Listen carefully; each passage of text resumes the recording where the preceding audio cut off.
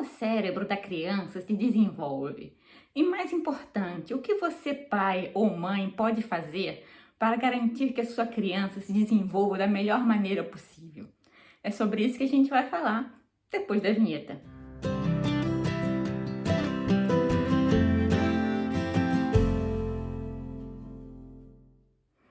Hoje eu vim fazer resenha do livro O Cérebro da Criança, que, como o próprio título já dá a entender, vai falar sobre o desenvolvimento cerebral das crianças. É um livro voltado aos pais que procura trazer informação científica de uma maneira acessível. É um livro bem bacana, bem didático. Ele vai mostrar pra gente como o cérebro, não apenas da criança, mas o cérebro de modo geral é estruturado e o que você pode fazer como pai ou mãe para garantir que a sua criança tenha um desenvolvimento o mais adequado possível. O grande foco do livro vai ser a integração cerebral. Como assim? O nosso cérebro, ele pode ser dividido em partes. A gente tem o hemisfério direito, o hemisfério esquerdo. A gente tem a parte superior do cérebro e a parte inferior, que é considerada mais primitiva. E a ideia dos autores é que para a gente ter uma criança que vai evoluir para um adulto equilibrado, com boa saúde mental, uma pessoa que está bem ajustada à vida, essa pessoa ela precisa integrar essas diferentes partes do cérebro, tanto o hemisfério esquerdo com o hemisfério direito, quanto a parte de cima com a parte de baixo. E o livro ele vai trazer dicas de como isso pode ser feito.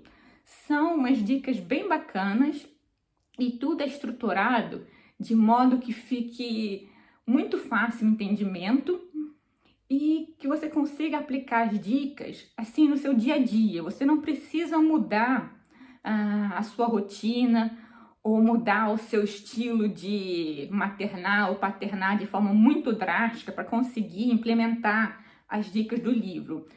O objetivo do livro é que você entenda como o cérebro da criança se desenvolve para você poder dar os impulsos necessários para que ele se desenvolva da melhor maneira possível. Para que a sua criança tenha um equilíbrio entre a parte racional do cérebro e a parte emocional, entre a parte mais primitiva e essa parte mais evoluída que é capaz de pensar nas consequências das ações, que é capaz de ter empatia com os outros. E o livro vai trazer vários recursos para te ajudar nisso. Tem dicas de como você pode explicar para a criança como o cérebro dela funciona. Tem histórias da vida real de pessoas com problemas com os filhos e como elas resolveram esses problemas. Você tem até tirinhas para ajudar a visualizar as diversas questões que o livro aborda.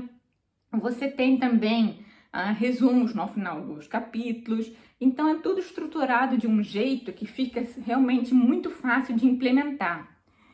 E tem umas informações assim bem bacanas acerca do cérebro que vão ser úteis não apenas para quem tem filho, mas até para a gente refletir sobre nós mesmos. Porque tem muita gente que às vezes está com 50, 60 anos e ainda não conseguiu se tornar uma pessoa equilibrada. Então, esse livro vai te ajudar também a você equilibrar essas diferentes partes do seu cérebro, a ser uma pessoa mais bem ajustada. O que, obviamente, é fundamental se você tem filhos, né? Não adianta você dizer uma coisa para a criança e você dar um exemplo completamente contrário.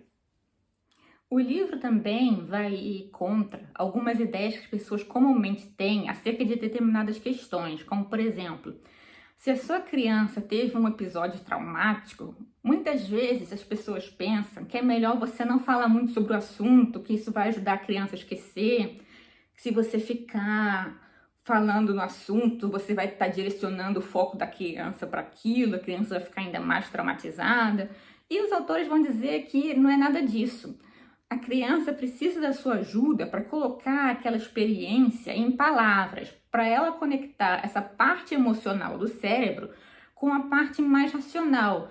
E isso vai fazer com que ela consiga integrar essa experiência. Isso vai tirar esse peso traumático, esse peso inibitório da experiência. A outra questão é a questão de como você vai fazer para desenvolver determinadas qualidades que a gente quer ver nas crianças. Por exemplo, a capacidade de tomar boas decisões. Muitas vezes, os pais têm medo de deixar as crianças tomarem decisões porque a gente sabe que a criança ainda não está desenvolvida e que muitas vezes as crianças e os adolescentes eles tomam decisões horríveis. Mas a gente tem que ir criando o hábito de deixar as crianças tomarem decisões para elas aprenderem como se faz. Então, obviamente, você não vai deixar a criança decidir uma questão assim de vida ou morte. Mas a gente tem que começar com coisas simples. Por exemplo, você quer vestir a calça azul ou a calça verde? E você acatar essas decisões que não têm muito peso e deixar a criança viver com as consequências. Ou, por exemplo, uma coisa que vai representar, às vezes, um dilema maior para a criança. Se você vai, sei lá, numa loja de brinquedos e você só tem um determinado valor para gastar, você deixa a criança decidir se vai comprar o brinquedo X ou o brinquedo Y. E aí ela decidiu e ela vai ter que viver com as consequências. Isso vai criando um hábito de tomar decisões.